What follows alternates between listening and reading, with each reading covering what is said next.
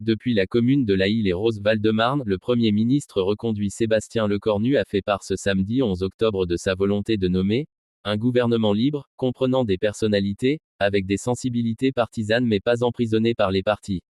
Il souhaite un gouvernement qui corresponde à la réalité parlementaire, mais qui ne soit pas prisonnier de certains appétits partisans. Le Premier ministre renommé à Matignon par Emmanuel Macron ce vendredi a répété qu'il n'avait pas d'agenda, ni d'autre ambition que de sortir de ce moment, qu'il a jugé assez pénible pour tout le monde. Il a assuré que sa mission était claire. Je peux comprendre les commentaires et incompréhensions, mais maintenant soit on fait du surplace, soit on avance. Parenthèse ouvrante. Parenthèse fermante. Soit les forces politiques m'aident, soit elles ne le font pas, a-t-il lancé à l'issue d'un déplacement au commissariat de La Île-et-Rose. Une course contre la montre pour former un nouveau gouvernement. Contre l'avis général, Emmanuel Macron a finalement reconduit son fidèle lieutenant à Matignon. De nouveau sous la menace d'une censure après cette reconduction très critiquée, Sébastien Lecornu doit constituer, dans un délai ultra court, son nouveau gouvernement. Il doit choisir qui asseoir à la table du Conseil des ministres lundi pour la présentation du projet de budget 2026.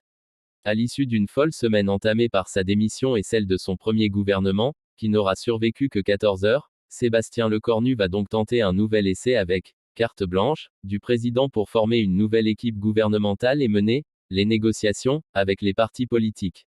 Celui qui a affirmé accepter la mission, par devoir, s'attelle à une tâche éminemment difficile entre les menaces de censure des oppositions et un socle commun de la droite et du centre largement mis à mal.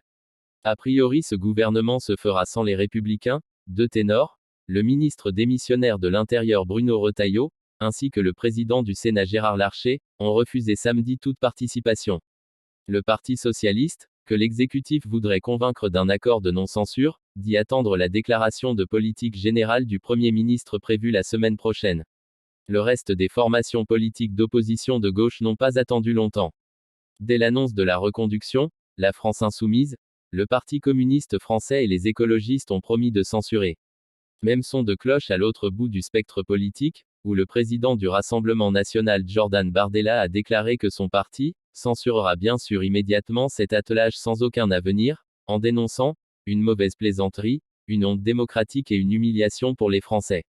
Position également adoptée par l'allié du RN, Éric Ciotti.